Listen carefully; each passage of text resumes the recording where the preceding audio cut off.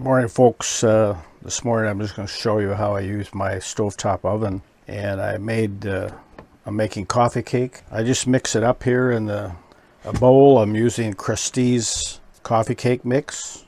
Works really well. You do need some egg. I usually put it in a little jar like this. It only uses 1/4 of an egg for each serving that I do, which is 2 muffins. Enough for 2 days. Uses some cinnamon topping.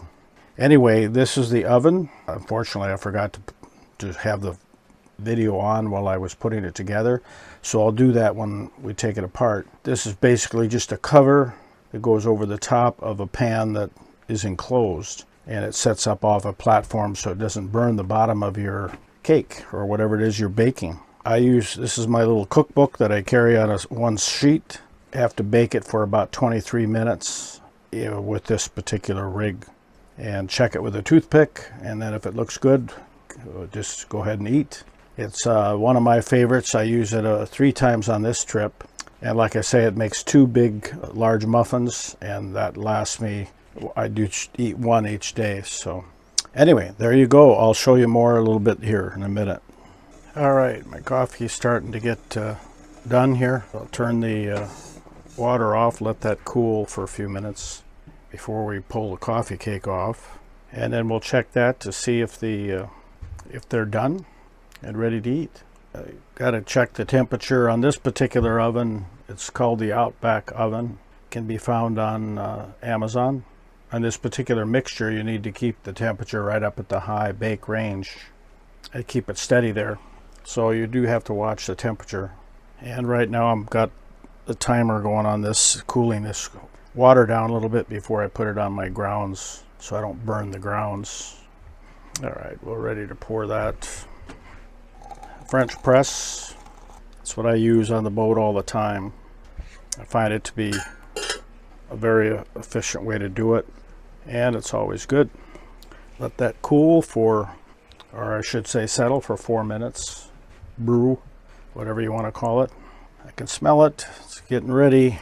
When that timer goes off, then we'll check it with this toothpick, and it should be done. Usually it's pretty accurate, the timer.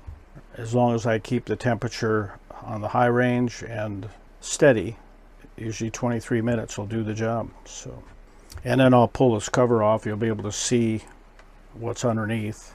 Should be getting ready. Still rainy out this morning, cloudy.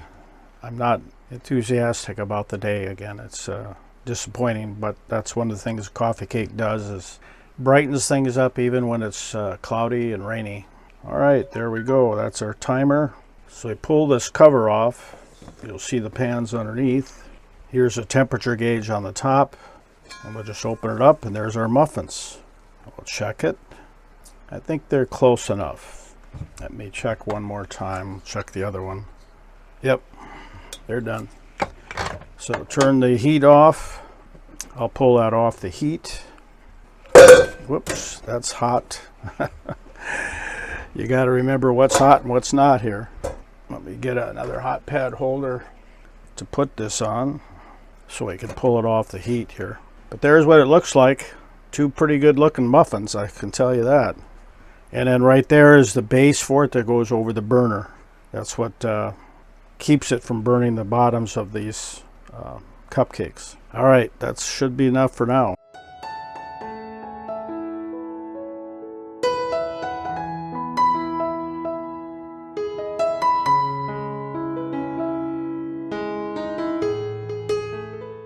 All right, folks, I'm going to show you how I make toast on the boat.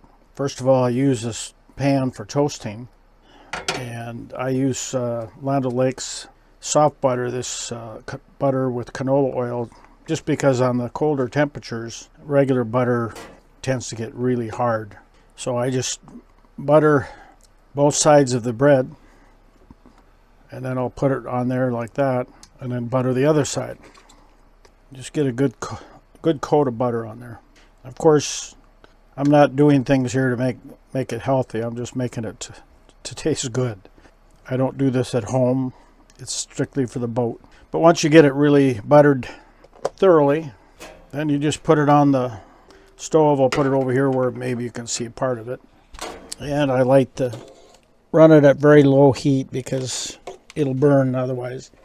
And it usually takes several minutes. I'll flip it back and forth until it gets nice and dark on both sides. I always use peanut butter on my toast, so I bring it in a couple of those jars like that. I repack it for the trip. Everything needs to be compact as possible. So pack everything in the jars of the exact measure that I'm going to have for each meal. In this case, I take about, I think on this trip, 3 weeks, I take one of these for each week. I think 2 would have been enough, but I wanted to make sure I didn't run out. Once this toast gets, the top part of it melts in really good, then I'll check to see if the bottom is getting darker, and then I'll flip it. And I do that 2 or 3 times till I get it where I want it. But that's how I make toast every morning. And I also use this for browning rolls that I have. I use ciabatta rolls. I cut them in half, and then I will brown them on this pan as well. Any kind of roll that I usually warm it up and heat it on this and get it a little bit crispy on one side. And just butter it and put it on the pan. Works really good if you want a nice hot roll for your dinner. I won't film the whole thing for you, but I'll show you the end point when I get done with it. All right, we're about finished here with the toast. So here's the finished product, and then I just stick it on a piece of paper towel there to put peanut butter on it. I like peanut butters. I'm very generous with what I put on. Particularly good with cereal. I put some strawberries. I bring frozen strawberries along, thaw those out, put on my cereal, and that along with this toast tastes pretty good. Put it up here and cut it. Put it back on this to keep it warm, and then I put this on the table on a hot pad holder. So there you go. All right, getting ready to go here. It's been a steady rain, worse than yesterday.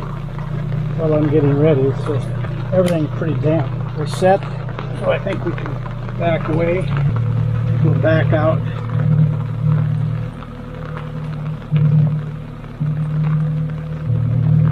Because there was a lot of slash on this side of the boat. The motor down.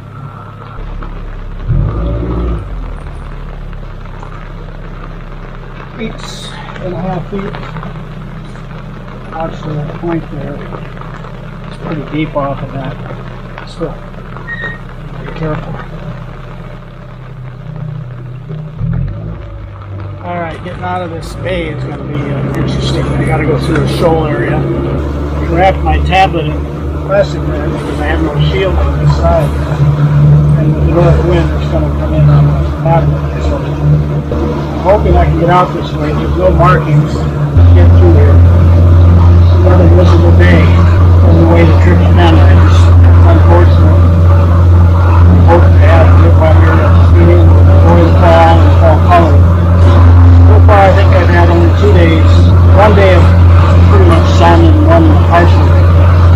That's been it. 2 weeks now, so on the water. So we'll go through this shoal area. Once we get cleared out, I think I need gloves because it's pretty cold. When they low 50s, and then with the wind blowing, not real strong, it's only about 9 miles an hour. Still creates pretty good windshield. Of course, in your hands are wet, but I need to dry them right now because I've got too much rain coming in from the starboard side of the boat. I've got to go take it away and be careful. Change back to that over the rail, not now. Take it back to the tank. It's kind of dry, but just about to let it go.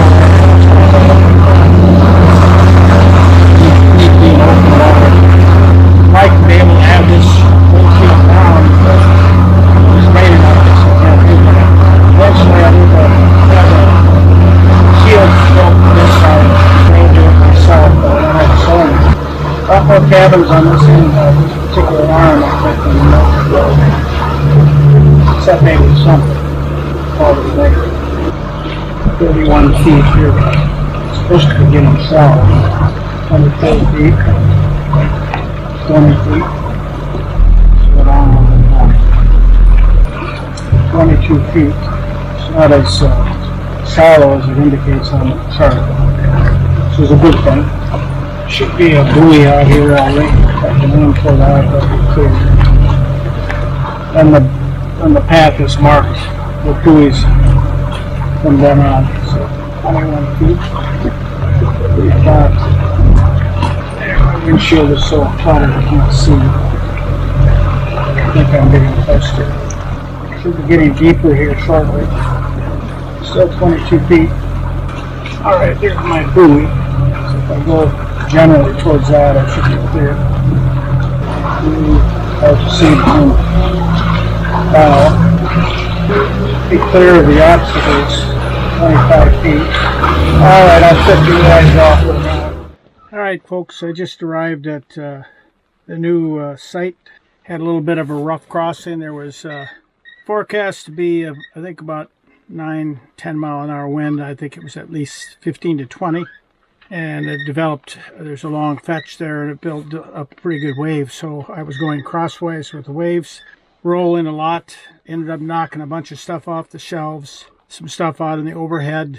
I don't even have that happen going down the highway hitting bumps. It was a little bit of rolly. It concerned me a little bit, but it was only about a 2-mile stretch across there, so it wasn't too long that I was exposed. It wasn't raining. It hasn't been raining for a while, but I can see rain over there. So it'll probably start up again. We did about a 12-mile leg, a little over this time around. And it's cooling off, I think. I can feel it. It's supposed to get down, I think, to freezing tonight. It'll be interesting. Nice big site here. I'm fairly well protected. It wasn't the site that I thought I was going to get, but it works out. And I wanted to get in some protected water here because I knew that the potential for wind out here, the weather's going to be changing over the next couple of days, and wind sometimes comes with that. I think I saw some of that today. I see there's a rock right over there. I must have went right by it. That's a good thing. So there you go. That's an update. Maybe later on I'll catch you up with that, but as you can see, I'm pretty well bundled up because it was a rough or long trip and a little bit rough there at the latter part of it. Rain for the first half, and it stopped raining, and then wind blew a little more. But like I say, there's rain all around, so it's going to come back again. So there you go. All right, folks, I thought I'd go out and show you a little bit of this site. Still spitting rain, so I won't spend a lot of time out here, but figured you might want to see a little bit of it. Some of these sites I get a little irritated because they leave things like this table off to the left that does not belong out here, and they leave all kinds of trash and take over these sites as though they own them, and I think that's wrong. The province should do something about it and have more enforcement, but evidently they don't. It's a very open site.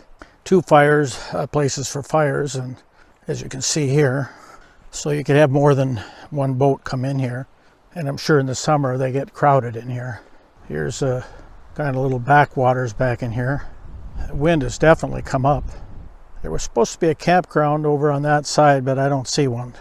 Anyway, we'll walk back over this way. It's a beautiful area though, I will say that. Beautiful setting, lots of little islands all around the area. And of course, because of that, there's a lot of reefs. You got to be really careful and watch the chart very closely. And then they got this big boulder up here, which is kind of neat. But it's almost a park-like setting. If they didn't have all this trash, I would say it's pretty nice. But some people have a different idea of the outdoors, you know. They have no sense of trying to keep it looking wild. And walk over this way. There's another ring over here. Lots of little backwaters here that provide a lot of interest in this particular site.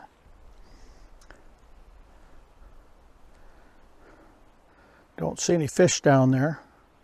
Wind has come up, but I picked a spot that was specifically going to protect me from that wind out of the north and northwest. Looks like that's going to work out for me tonight. The only rocking and rolling that I've seen, or felt I should say, is when a boat has gone by, and there's been a few. One good thing about being out here this time of year is there's a lot less traffic, a lot less activity. You feel like you're out in the wilds. I like that. And of course, with the weather being as nasty as it's been for the time that I've been out here, it's not surprising that there's not many people out here, because it's just been really nasty. Anyway, there's what you got for this boat site. I'm going to go back in and stay there because it's still spitting rain. Not very much right now, but it's been a fairly unpleasant day. The last 2 days it's just been rain every day, all day long. So much so that I couldn't even go out and use the fire ring ashore, because I did one night, 3 nights ago I guess it was, and it started raining. I was up there about 45 minutes and then I had to go in because it was starting to rain. So tonight I was thinking I might do a tabletop fire. If I do, I'll tune you in on that. Well, folks, I said I might have my tabletop fire set up tonight, and I do. It tends to get pretty warm with this little flame in here, and I feel very safe with it because it's very controlled in terms of its height. And I have underneath it a silicone pad to protect the table, as well as a wood disc that comes with this tabletop device. Again, it was something I just purchased on Amazon. And on a night like tonight where it's raining and I can't go out and use the larger fire ring on shore or build a fire if it wasn't so wet, it gives me an option to have a fire inside. I'm enjoying it with a glass of red wine, and I have a chair that I bring it from outside when it's raining, so that I'm a little more comfortable than sitting in this straight back seat here.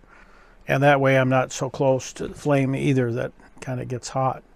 Anyway, right now I'm reading this evening. I just started a new book called The River by Peter Heller. Just started it. It's a couple of guys that are canoeing in the Canadian North. I thought it was appropriate to bring along on this trip. It evidently is a national bestseller, so it should be a good book. This evening, that's all I'm going to do, is just enjoy the tabletop fire, stay warm and dry. I think we have at least another half a day of rain tomorrow. I think it stops raining about midday, so we'll see. I'm hoping to get a little sun too, but because I keep draining my batteries, and there's a limit to how long I can keep draining. I've used my backup lithium-ion battery 3 times now. What I do is I get it down to a low, the primary battery maybe down to 7 to 10%, and then I'll just bring it up to 45% using the backup battery. Theoretically, I should get 1.5 fills of the primary battery, which is a 1500 watt battery, with this backup. But when I'm doing partial fills like that, I'm not sure if that would hold true. We'll find that out, I guess, before the trip is over. So far, I've used it quite a bit because we just had cloudy, rainy weather the whole time. It's been very difficult to keep the refrigerator freezer powered because I'm not getting any sun to power my solar system. But fortunately, I have enough backup. So far, I've been able to make it. We'll see how it goes. Day after tomorrow, there should be sun for the rest of the weekend. Just in time for me to head home on Saturday, or not Saturday, but Sunday. It's the way it goes. Sometimes trips don't turn out the way you plan. This one in particular was very disappointing because I've been trying to do this trip since before the COVID back in 2020. I was going to do it, but because of COVID hitting, couldn't cross the border, so I had to bring that to a halt. And now I finally came back up, but it didn't turn out very well in terms of weather. In terms of an adventure and a challenge, it still remains. I still enjoy the country. It's beautiful. I make the best of it. I bring a lot of books to read. I have wine to drink and Baileys for treats, and I eat very well. I do not skimp on food whatsoever. In spite of being inside more, not being able to get outdoors, I still am able to make a trip of it and enjoy it. I'll talk to you later.